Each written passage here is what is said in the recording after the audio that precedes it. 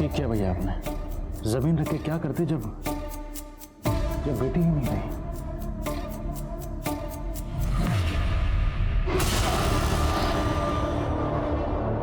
राक्षस हो तुमने जो किया है ना उसके लिए तुम्हें नर्क में भी जगह नहीं मिलेगी। बात सुन मेरी, ये सब तेरी वजह से हुआ है। तू जिम्मेदार है इसकी, और इसकी खबर अगर किसी को भी हो गई ना तो तुझे भी जान से मार दूंगा मैं।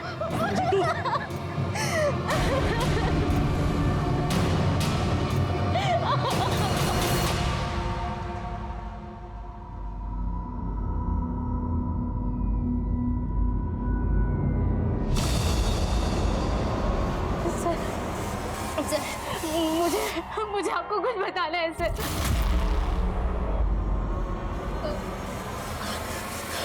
अब बताइए किसने किया आपके साथ ये?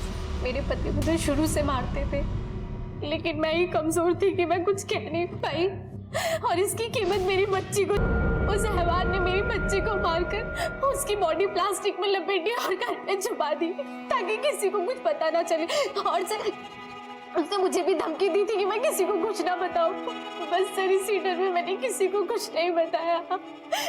और सर मुझे लगता है उस दिन निशा ने सारी आवाजें सुन ली थी, इसीलिए अगले दिन वो हमारे घर भी आई थी। मैं अंदर आ सकती हूँ? हाँ आइए।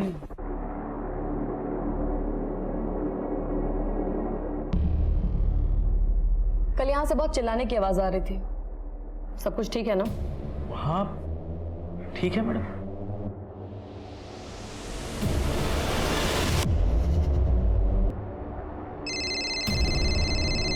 Hello, yeah, I'll just come.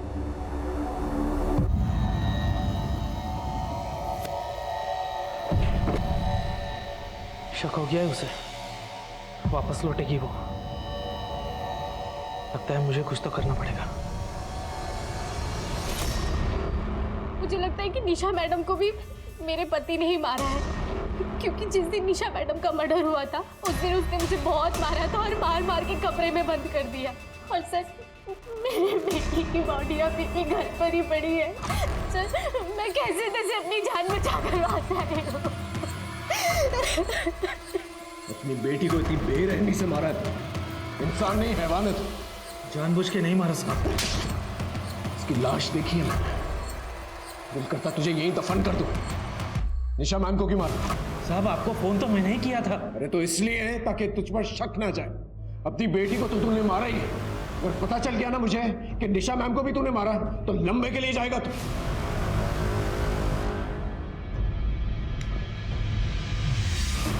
Sir बहुत शातिर है, मुंह नहीं खोल रहे। मतलब एक और सस्पेक्ट? इनमें से किसने किया, कैसे पता चलेगा?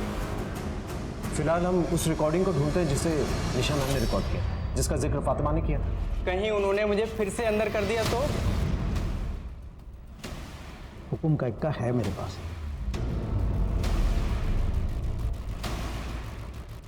आपका रास्ता क्लियर करवा दिया है मैंने। निशा तो गई, मैंने पेपर्स पर भैया के साइन भी करवा लिए हैं। प्रॉपर्टी है आपकी। पर हाँ, आपने जो मुझसे वादा किया था वो पैसे मुझे दे दीजिए, बस कैश। सर हमने निशा मैम के सारे कंप्यूटर फाइल्स चेक किए, सारी ईमेल्स चेक की, लेकिन रिकॉर्डिंग कहीं नहीं मिली है वैसे। सर कहीं ऐसा तो नहीं कि एम्बुलेंस में निशा मैम? लेकिन अगर वो रिकॉर्डिंग इतनी इंपॉर्टेंट थी तो कहीं ऐसा तो नहीं कि निशा ने उस रिकॉर्डिंग को अपने घर में छुपा के रखा? हो सकता है। Let's move.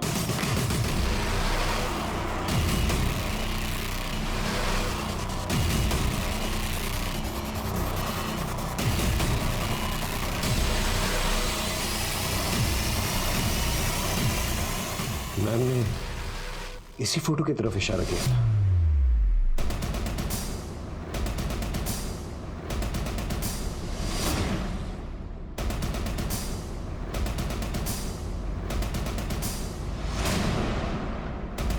सर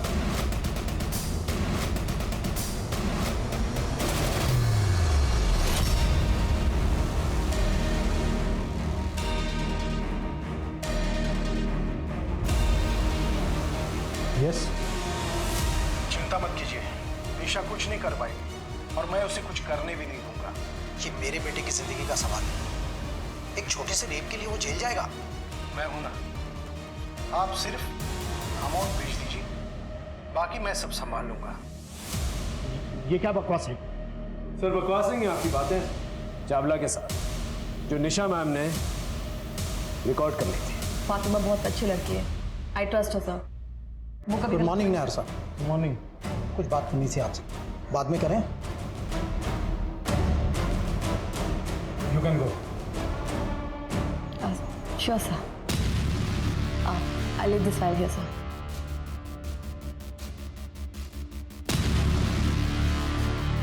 और इसी रिकॉर्डिंग के जरिए आप पर प्रेशर डाल रही थी कि आप चावला का साथ छोड़ दें ताकि वो अपना काम जो है ठीक से कर सके और फातिमा को इंसाफ दिला सके।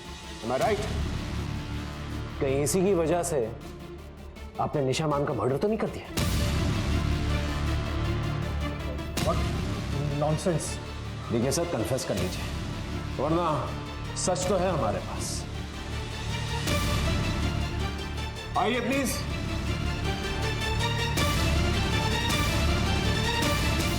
सर को लेके जाइए, बाकी टीम आपका इंतजार करिए।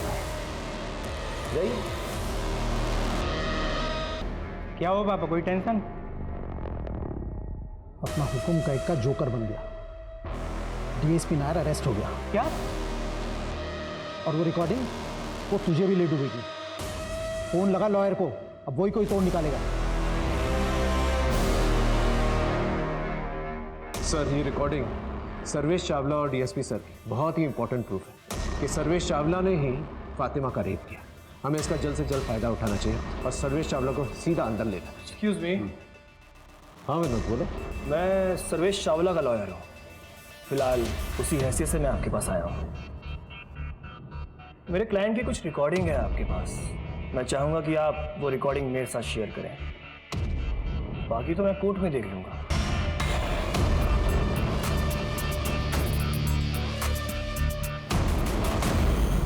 जिससे मेरा सबसे करीबी रिश्ता था वो उस रेपिस्ट का वकील निकला।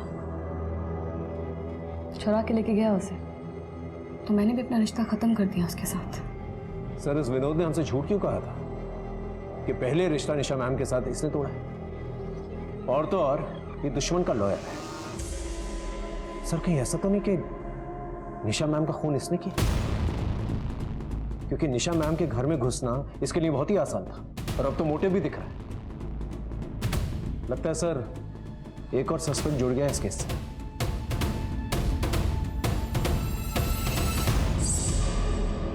उस राज को याद करने के लिए तो अपनी याददाश्त को कुरेद कुरेद के थक चुका हूं यार। आई अंडरस्टैंड सर, पूरी रात हम लोग यहाँ पर रहे हैं, थक चुके हुए हैं।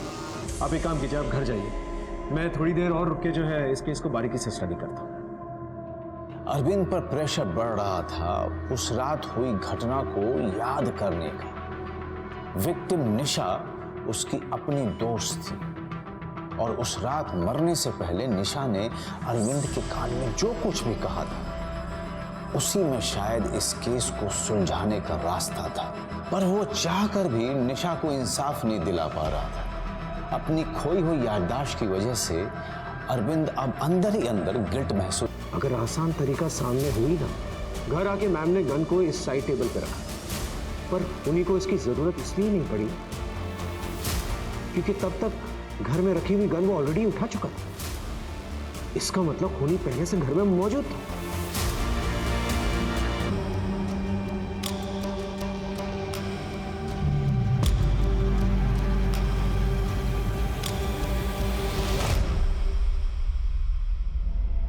इसका मतलब कातिल घर के अंदर था भी और नहीं भी।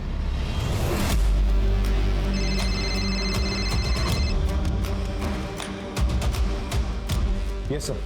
प्रदीप, मुझे याद आ गया है कि उस दिन मुझे इस निशा ने क्या कहा था। मुझे पता लग गया है कि असली खूनी कौन है।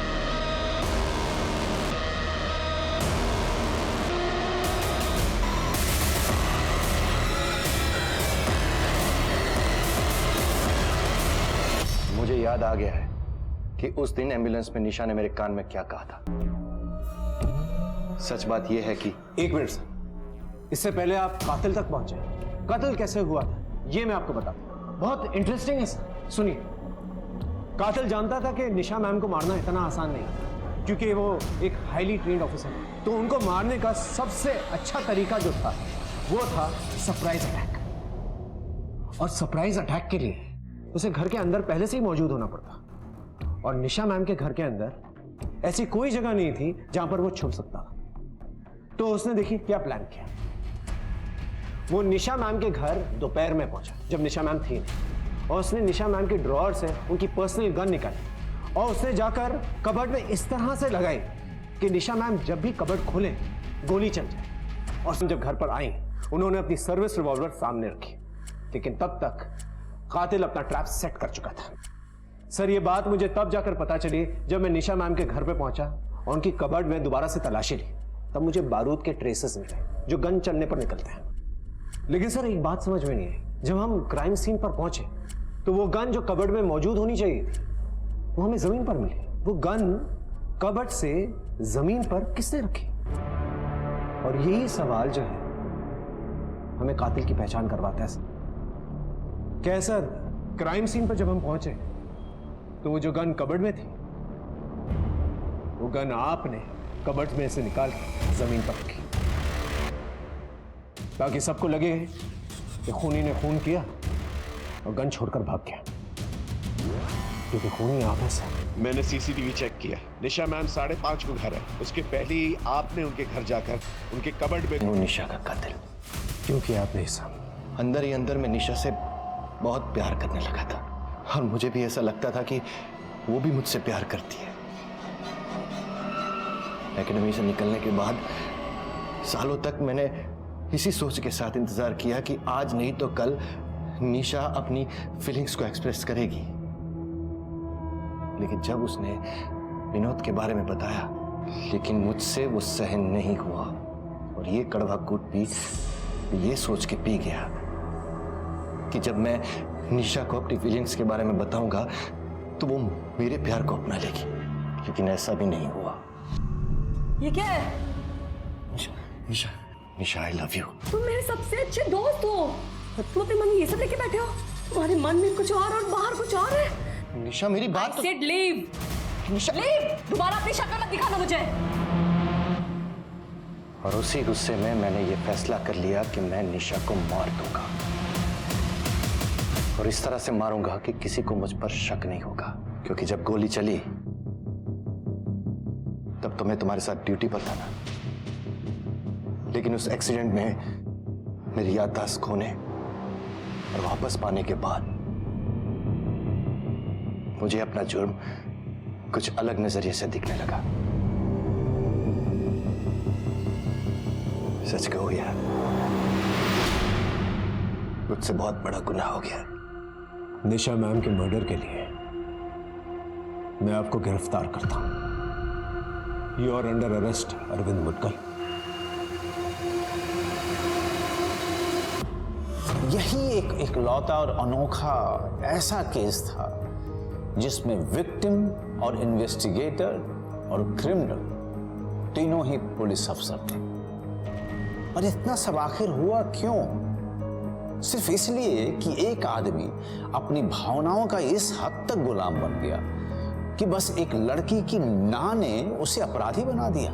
जुर्म को पैदा करने वाले हालात चाहे किसी भी तरह की दुनिया में किसी भी तरह के लोगों को शिकार क्यों न बनाए, पर होते तो सब एक से ही हैं। इनसे बचने का सिर्फ एक ही रास्ता है, और वो ये कि अंतरात्मा और मस्तिष्क इतनी मजबूत हो कि कोई भी हालात हमें गलत रास्ते पर ना धकेल सके। कल फिर मिलेंगे क्राइम पेट्रोल की इस विशेष श्रृंखला में एक नए केस के साथ।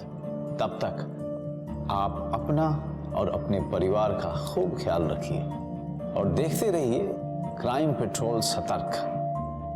जय हिंद।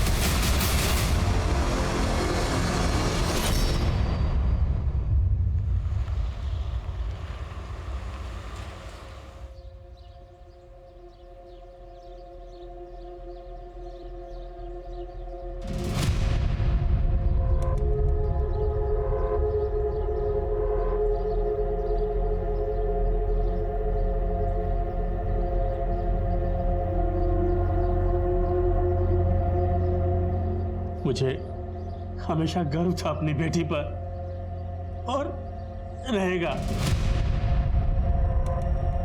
उसने कभी भी अपनी परवाह नहीं की, हमेशा ड्यूटी को पहले रखा। कितनी खुश थी वो जिस दिन वो पुलिस ऑफिसर बनी थी।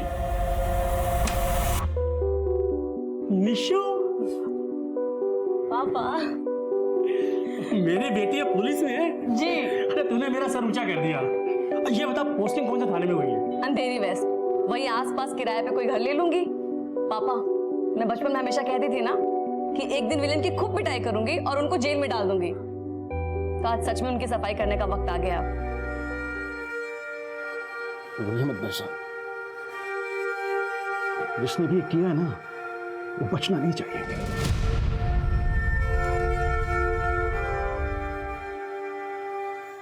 निशा मैम हमारे पुलिस डिपार्टमेंट की सबसे होनहार ऑफिसर्स में से थी। उनका जाना हमारे पूरे पुलिस डिपार्टमेंट के लिए बहुत बड़ा धक्का है। मैं वादा करता हूं आपसे, उनके कातिल ज्यादा दिन तक बच नहीं पाएंगे।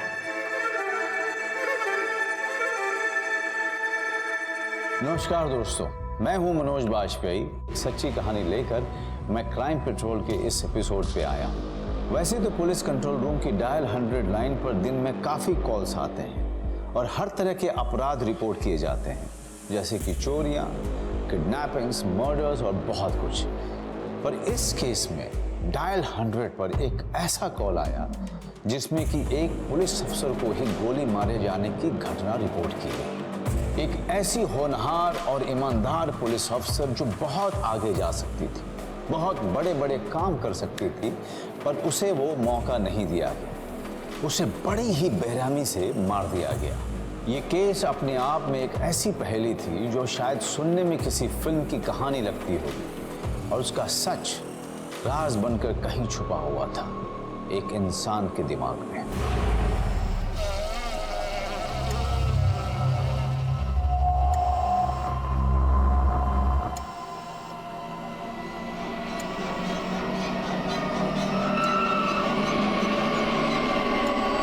अरे क्या करें आप? ये सब क्या है? क्या हुआ? क्या है? मुझे एक्सीडेंट हुआ था आपका।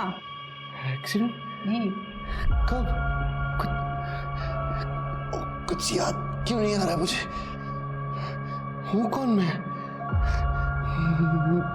नाम क्या है मेरा? क्या नाम है मेरा?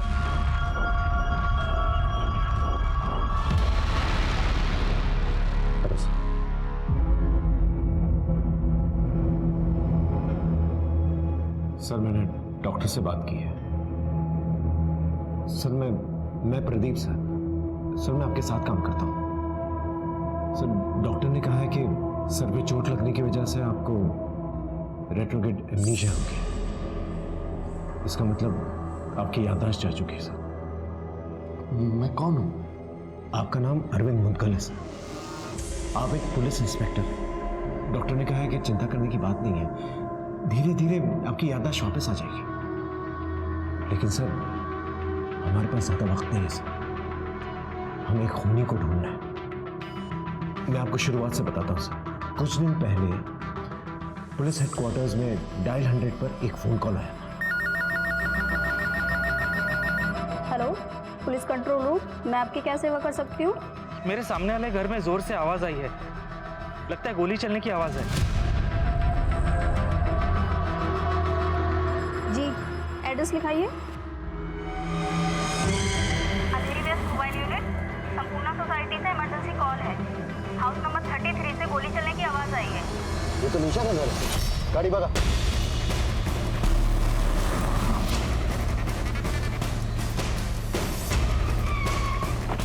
प्लीज सर जी हटिए।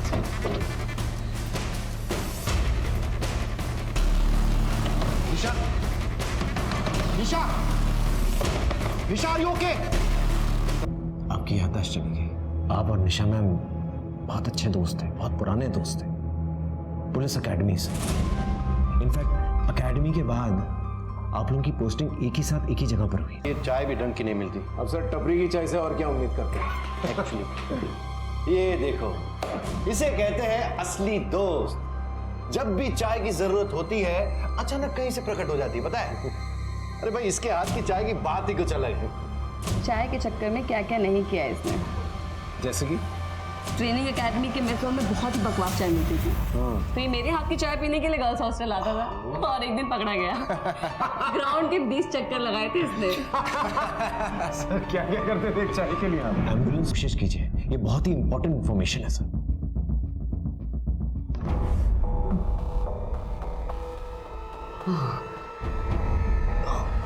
नहीं याद आ रहा है मुझे कुछ। No problem sir, no problem. आप रिलैक्स कीजिए।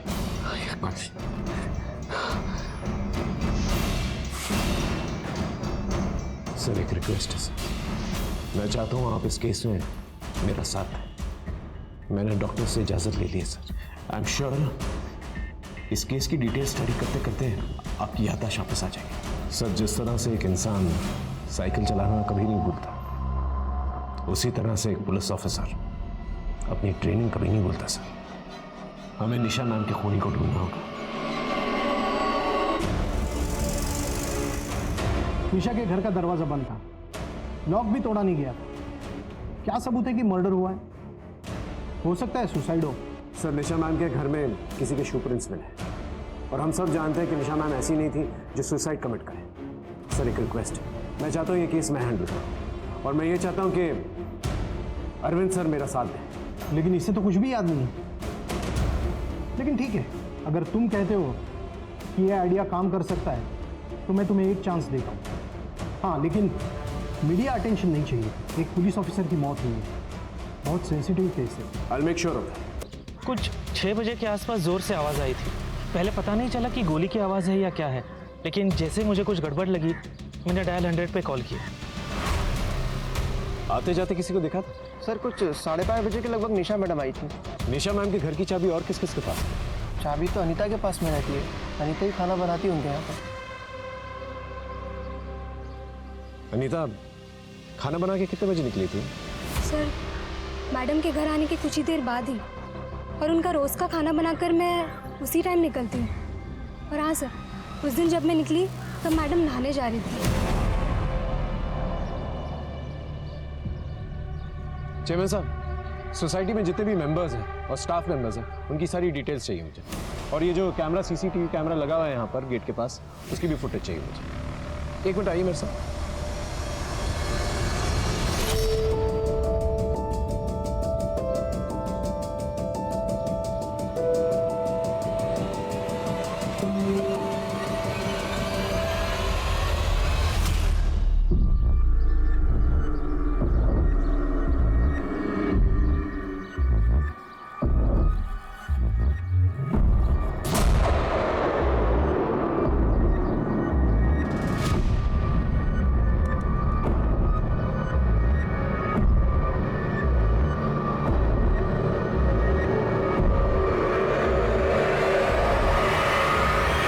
बोला था मैडम को कि ऐसे ईमानदार पुलिस ऑफिसर ज्यादा दिन टिकते नहीं। उस दिन बहुत हीरोगिरी दिखा रहे थे, क्या हुआ?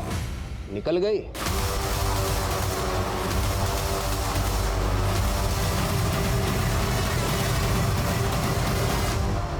सर क्या हुआ सर?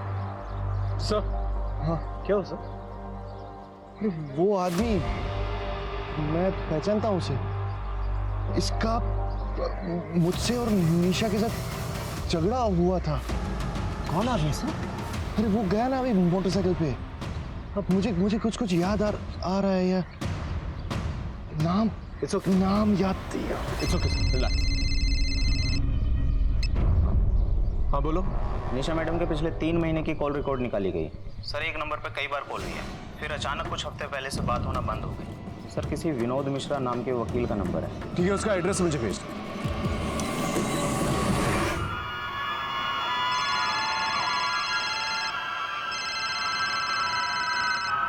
महेश जी एक बार और सोच लीजिए। अब तो बेटी भी चली गई आपकी, अपने भविष्य का सोचिए और सही फैसला कीजिए। साइन कर दीजिए पेपर पर। उन्हीं का फोन था ये? कोर्ट के किसी केस में निशा और मेरी मुलाकात हुई थी। और हमारे बीच कुछ महीनों से रिश्ता भी था, पर मैंने कुछ हफ्ते पहले ही रिश्ता तोड़ दिया। वो क्या है कि एक पुलिस ऑफिसर के साथ मुझे अपना फ्यूचर नजर नहीं आ रहा था। दिन रात ड्यूटी पे रहती थी वो। रिश्ता तोड़ने के बावजूद आपके फोन से उनके फोन पर मिस कॉल्स आते जाते रहे, ऐसा क्यों? उसके लिए मेरी सहानुभूति थी, चिंता भी थी, इसलिए मैंने उसको कई बार फोन किए, पर उसने मेरा फोन नहीं उठाया। आपके पास निशा मैम के घर की डुप्लीकेट चाबी तो होगी ही नहीं नहीं, चाबी नहीं है मेरे पास उसकी। क्या मैं आपके जूते चेक कर सकता हूँ प्लीज? Go ahead.